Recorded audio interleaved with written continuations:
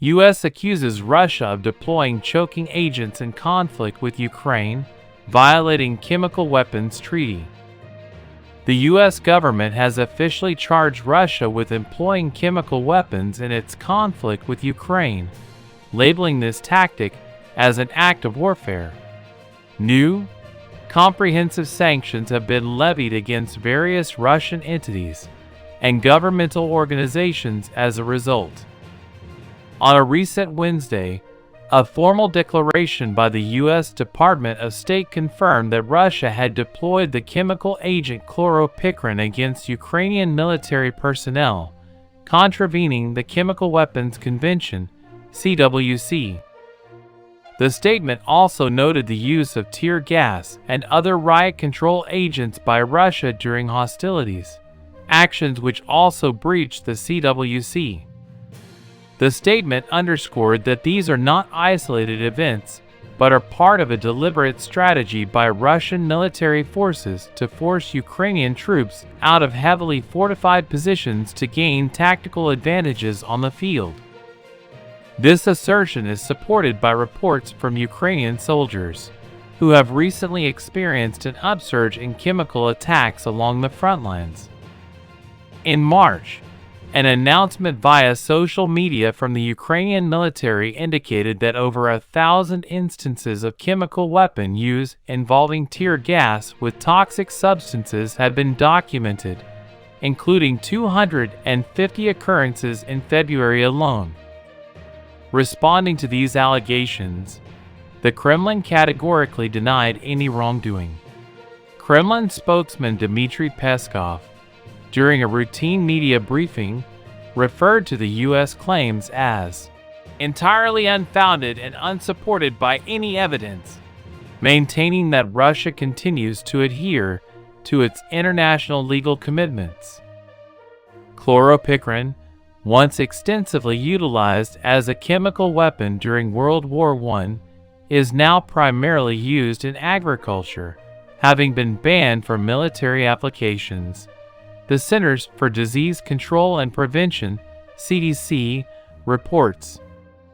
This chemical can severely irritate the lungs, eyes, and skin, and is known to cause nausea, vomiting, and diarrhea that may persist for weeks. In response to violations involving chemical warfare, the State Department has announced it is reinstating restrictions under a 1991 law that prohibits the use of chemical and biological weapons. These restrictions include curbs on foreign military financing, U.S. government credit lines, and export licenses for defense-related articles and items sensitive to national security directed towards Russia. This announcement was made public on Wednesday.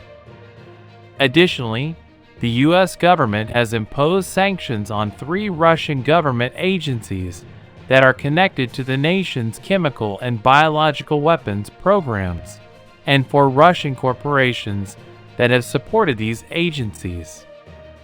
This development is part of a broader initiative which introduced nearly 300 new sanctions targeting entities and individuals across several countries, including China, Azerbaijan, Belgium, Slovakia, Turkey, and the United Arab Emirates, all accused of supporting Russia's military actions in Ukraine.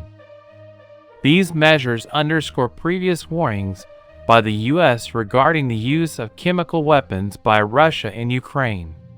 Notably, in March 2022, shortly after the invasion commenced, President Joe Biden explicitly stated that NATO would retaliate if Russia resorted to chemical warfare in the conflict. At a G7 summit last April, foreign ministers from the participating nations issued a collective statement warning Russia of severe consequences should it resort to the use of chemical, biological, or nuclear weapons. Despite these warnings, U.S. officials have indicated that Russia may have disregarded these international concerns. In November, Mallory Stewart, the U.S. Assistant Secretary of State for Arms Control, mentioned Ukrainian reports alleging that Moscow was deploying riot control agents in the conflict. Reports from Ukrainian forces suggest an escalation in chemical warfare tactics.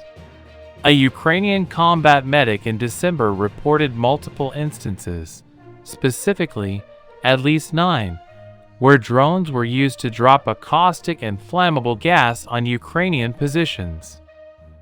Further, a Ukrainian intelligence source informed CNN that the substance identified was a type of CS gas, commonly known as tear gas. 2 soldiers who endured one of these attacks shared with CNN that they suffered from burns and welts on their faces, as well as inside their mouths and throats, highlighting the grievous nature of these incidents. The deployment of chemical weapons contravenes international agreements, which Russia has ratified and claims to adhere to, asserting that it possesses no chemical arsenals. However, the country has previously been implicated in using nerve agents against dissidents, with notable cases involving Sergei Skripal and Alexei Navalny. Navalny, a vocal critic of Russian President Vladimir Putin, died under mysterious circumstances in February, while detained in a Siberian penal colony. In response to these ongoing violations, on Wednesday, the U.S. State Department announced it would impose sanctions on 3 individuals directly associated with Navalny's death: the director of the penal colony where Navalny was held, the official in charge of solitary confinement, and the walking yard where Navalny reportedly collapsed, and the chief medical officer of the prison. These measures aim to hold accountable those believed to be responsible for the enforcement of punitive measures that led to Navalny's demise.